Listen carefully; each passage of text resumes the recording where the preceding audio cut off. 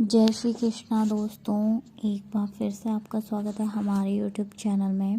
तो आज की वीडियो में आप लोगों के लिए लेके आई हूँ कि धनतेरस क्यों मनाया जाता है। देखिए, आप सभी लोग धनतेरस मनाते हैं, बट बहुत से लोगों को नहीं पता होता है कि धनतेरस मनाने का क्या रीज़न है। तो हम अपनी वीडियो को स्टार्ट करते हैं। जैसे कि आप सभी जानते हैं कि दिवाली के 5 दिनों के त्यौहार की शुरुआत धनतेरस के दिन से ही होती है।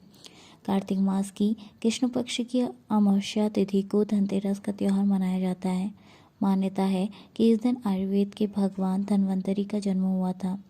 धन्वंतरि भगवान का जन्म त्रयोदशी तिथि के दिन होने के कारण इस दिन को धनत्रयोदशी और धनतेरस के नाम से जाना जाता है। जैसा कि कल धनतेरस है, यानी कि 10 नवंबर को धनतेरस है। इस दिन भगवान धन्वंतरि के साथ साथ माता लक्ष्मी और कुबेर जी की भी पूजा की जाती है।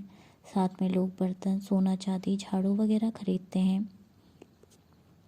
अब आप कहेंगे कि धन्वंतरि कौन है। बहुत से लोग जानते होंगे, बहुत से लोग भगवान धन्वंतरि को नहीं जानते होंगे। भगवान धन्वंतरि को नारायण का ही अवतार माना गया है। वे औषधि के जनक माने गए हैं। मान्यता है कि समुद्र मंथन के दौरान कार्तिक मास की कृष्ण पक्ष की त्रयोदशी तिथि को भगवान धन्वंतरि का जन्म हुआ था। सृष्टि में चिकित्सा विज्ञान के विस्तार के लिए ही भगवान विष्णु ने धन्वंतरि का अवतार में जन्म लिया था। इसके 2 दिन बाद माता लक्ष्मी जी प्रकट हुई थी, इसलिए धनतेरस के 2 दिन बाद लक्ष्मी पूजन का त्यौहार दिवाली मनाया जाता है।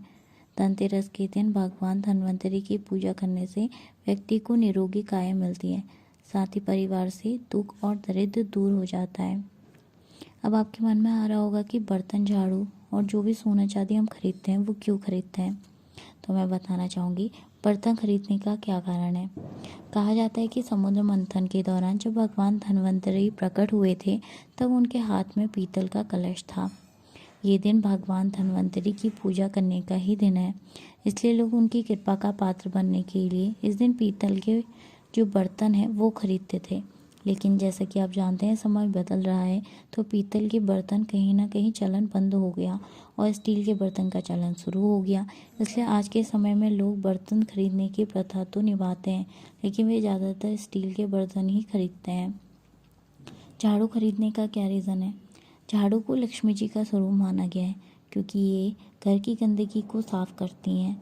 गंदगी को दरिद्र माना गया है, और जहाँ गंदगी होती है वहाँ कभी लक्ष्मी जी नहीं रहती।